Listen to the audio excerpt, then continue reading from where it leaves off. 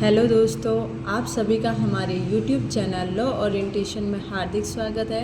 आज हम पढ़ते हैं भारतीय संविधान 1950, जिसका हम लास्ट लेक्चर में आर्टिकल हमने 44 और 45 को डील किया था और ये हमारे DPSP से रिलेटेड हम आर्टिकल डील कर रहे हैं। अगला हमारा आर्टिकल है 46, जिनको हम रीड करते हैं।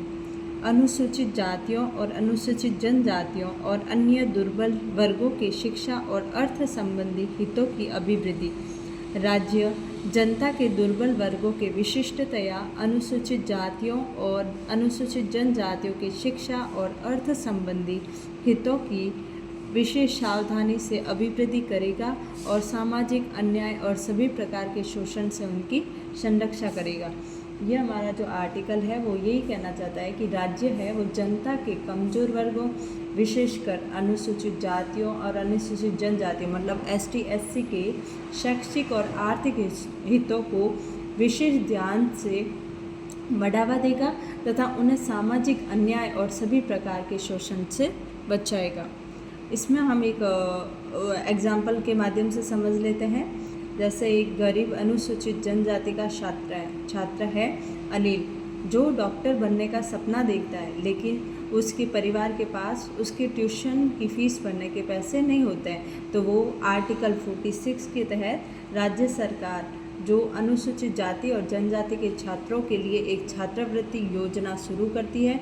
तो ये अनिल इस छात्रवृत्ति के लिए आवेदन करता है और उसे यह मिल जाती है, जिससे वह अपनी ट्यूशन फीस भर पाता है और अपनी पढ़ाई पूरी कर पाता है। इससे रिलेटेड एक और एग्जाम्पल ले लेते हैं। जैसे एक ग्रामीण इलाके में अनुसूचित जाति का एक लड़की शीला नाम की लड़की है जो बेरोजगार है और उससे नौकरी नहीं मिल पा रही है। तो वो अनुच्छेद 46 के तहत राज्य सरकार उस शीला जैसी युवतियों के लिए कौशल विकास और व्यावसायिक प्रशिक्षण चलाती है और शीला इन कार्यक्रमों में भाग लेती है, जिससे वह एक नया कौशल सीखती है और उसे एक अच्छी नौकरी मिल जाती है। जैसे कि कोई सिलाई बुनाई का कार्य सीखती है। और जो हमारा ये आर्टिकल 46 है वो ये कहना चाहता है कि राज्य के जो समाज के कमज़ोर वर्ग हैं, विशेषकर जो ST SC है, उनके शैक्षिक और आर्थिक हितों को विशेष सावधानी से बढ़ावा देने और उन्हें सामाजिक अन्याय और सभी प्रकार के शोषण से बचाने का निर्देश देता है।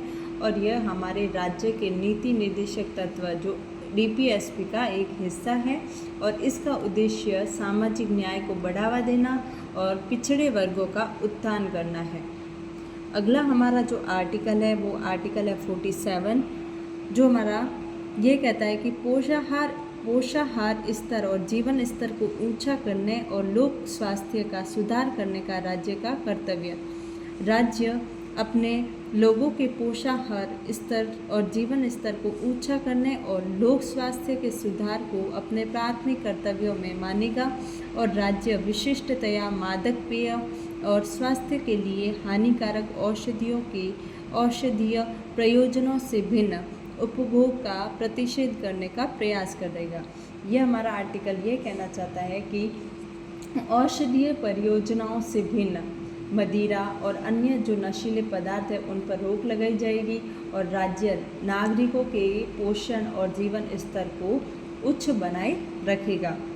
इसको हम एक उदाहरण के माध्यम से समझते हैं कि जैसे गुजरात और बिहार जैसे राज्य हैं, राज्यों ने अनुच्छेद जो हमारा 47 है उसके तहत अपने नागरिकों के स्वास्थ्य की रक्षा के लिए शराब पर प्रतिबंध लगाया है, भले ही वह पूरे देशव्यापी लागू नहीं है।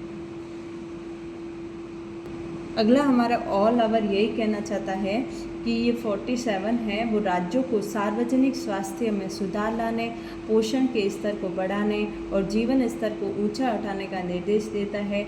इसके तहत राज्यों को मादक पेय और स्वास्थ्य के लिए हानिकारक औषधियों के औषधीय प्रयोजनों से भिन्न उपभोग पर प्रतिबंध मतलब रोक लगाने का प्रयास करता है। इसी के साथ जो हमारा ये आर्टिकल 46 और जो 47 है उसको हमने आज रीड किया और विथ एक्सप्लेनेशन को समझा है। अगला हमारा जो आर्टिकल है 48, जिसको हम अपने अगले लेक्चर में कंटिन्यू रखेंगे। अगर आपको यह हमारा वीडियो अच्छा लगा हो तो लाइक, शेयर एंड सब्सक्राइब ज़रूर कीजिएगा। Thanks for watching.